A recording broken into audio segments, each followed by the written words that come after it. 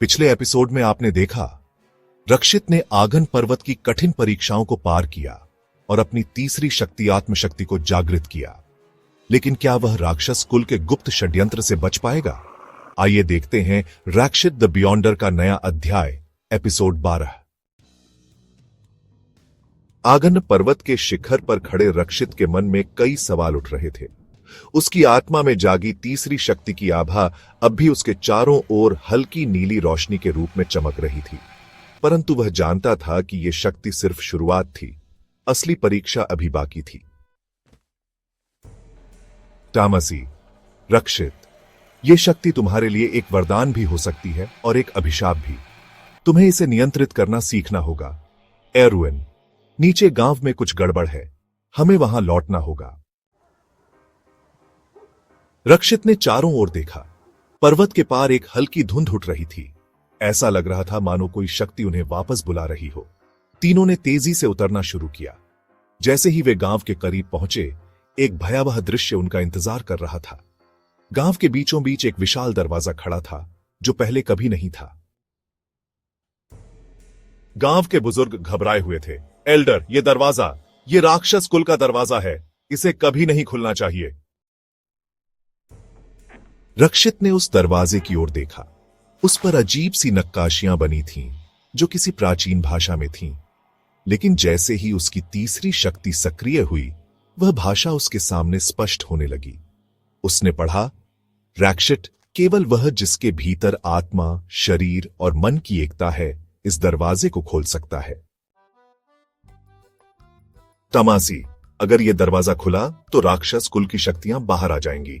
एरुन, लेकिन अगर हम इसे बंद करने का रास्ता नहीं ढूंढ पाए तो क्या होगा?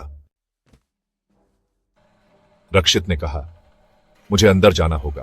तामसी ने चौंकते हुए पूछा, क्या? यह आत्मघाती है। रक्षित ने दृढ़ता से जवाब दिया, अगर मेरी किस्मत में इस शक्ति का सामना करना लिखा है तो मैं भागूंगा नहीं, यही मेरा पथ है। उसने अपनी तीसरी शक्ति को केंद्रित किया। दरवाजे के सामने खड़े होकर उसने मंत्र उच्चारित किया। अचानक दरवाजे की नक्काशियां चमकने लगीं और दरवाजा धीरे धीरे खुलने लगा। भीतर अंधकार था, लेकिन कहीं से एक हल्की आवाज आई, स्वागत है, बियॉन्डर। रक्षित ने कदम आगे बढ़ाया। दरवाजा बंद हुआ और गांव के लोग स्तब्ध रह गए। तामसी ने कहा, हम तुम्हारे लिए प्रार्थना करेंगे, रक्षित। अंदर एक अजीब दुनिया थी, एक वीरान जगह, चारों ओर काले बादल और बीच में एक विशाल महल। महल के ऊपर एक तख्ती थी, राक्षस कुल का दरबार। यही मेरी असली जंग की शुरुआत है। और तभी एक आवाज गूंजी, अगर तुम यहां तक पहुंचे हो तो अब पीछे लौटने का कोई रास्ता नहीं।